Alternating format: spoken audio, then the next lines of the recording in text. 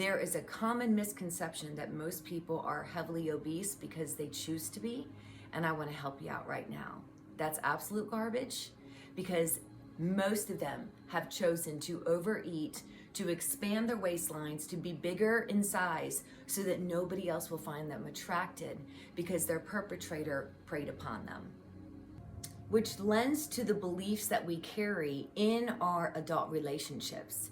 Because if we have suffered abuse, we might overeat and allow our waistbands to expand and become obese because it's safety against any further abuse. Our perpetrator took away our ability to control our bodies, so therefore we're going to eat and control who comes close to us.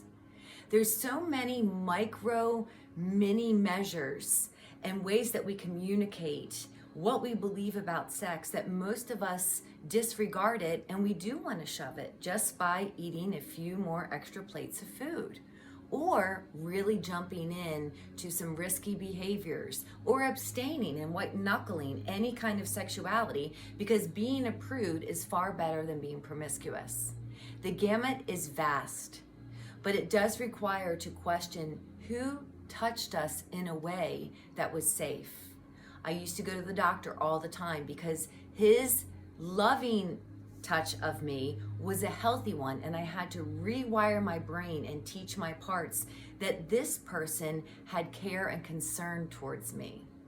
If I've had liaisons in the past where somebody was aggressive or forceful and didn't hear my no, then I didn't necessarily fight back. I would just be paralyzed again and shrivel up, which was my common go-to response from all the way back when.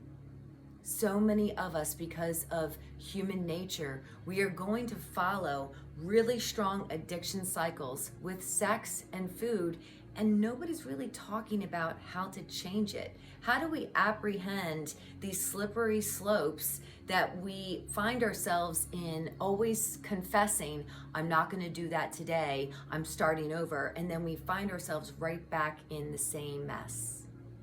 One of those ways of doing it is to look at the parts within. How do you view your body?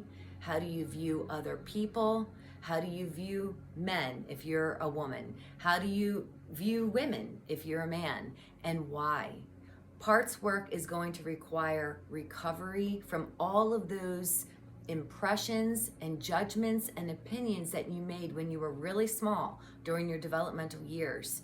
And if I could give any feedback to the session that I took at this conference, I would clearly say to them that it's not just sex, drugs, and rock and roll. It's not just, oh, we're gonna jump in the bed and anything goes, or I'm gonna throw down an entire pizza and, knock it down with some donuts and, a glass of milk.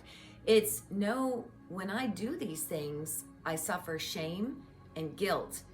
And I really need to get past the fear of living a life without sex and food to the degrees that I've been indulging, because I believe it's helping me cope through something else. And that requires time. It also requires love, and it also requires getting in touch with yourself.